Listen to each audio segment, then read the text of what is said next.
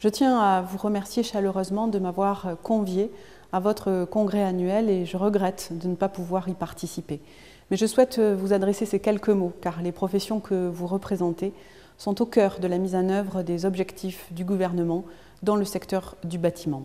Vous le savez, j'ai fait de l'accélération de la construction ma priorité. Il s'agit évidemment de répondre à notre objectif de construire chaque année 500 000 nouveaux logements pour répondre aux besoins des Français en matière d'habitat. Mais si j'ai tenu à m'adresser à vous aujourd'hui, c'est parce que je suis également soucieuse de la qualité de nos édifices et des procédés constructifs. Les métiers de l'ingénierie et du conseil sont au cœur de l'amélioration de notre urbanisation.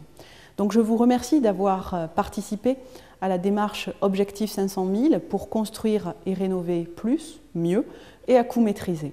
La conception est une phase absolument décisive des projets.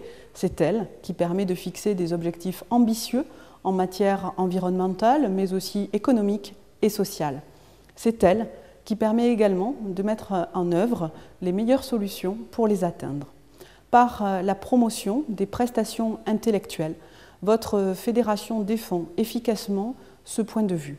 À nos côtés, vous êtes d'ailleurs signataire de la charte reconnue garant de l'environnement qui permet la montée en compétences des professionnels de la rénovation énergétique avec l'idée que la conception des travaux et les choix des matériaux utilisés conditionnent la qualité des ouvrages finaux. Je compte également sur vous pour le déploiement de la maquette numérique dans le bâtiment qui est un outil de travail collaboratif extrêmement puissant. Vos métiers favorisent une nouvelle conception de nos bâtiments, de nos villes et de nos territoires.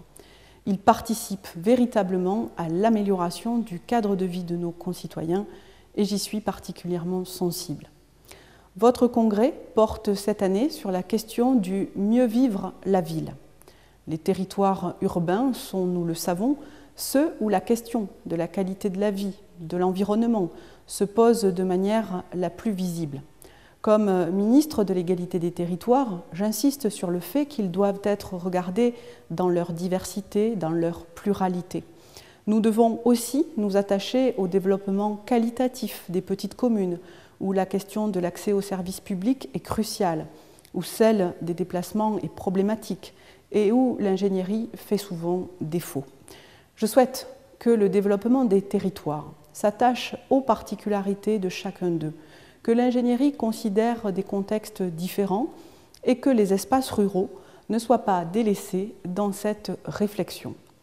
Le conseiller d'État, Roland Peillet, vient de remettre au Premier ministre son rapport sur la ville durable, dans lequel il prône la mise en place d'une offre intégrée en matière de conception urbaine.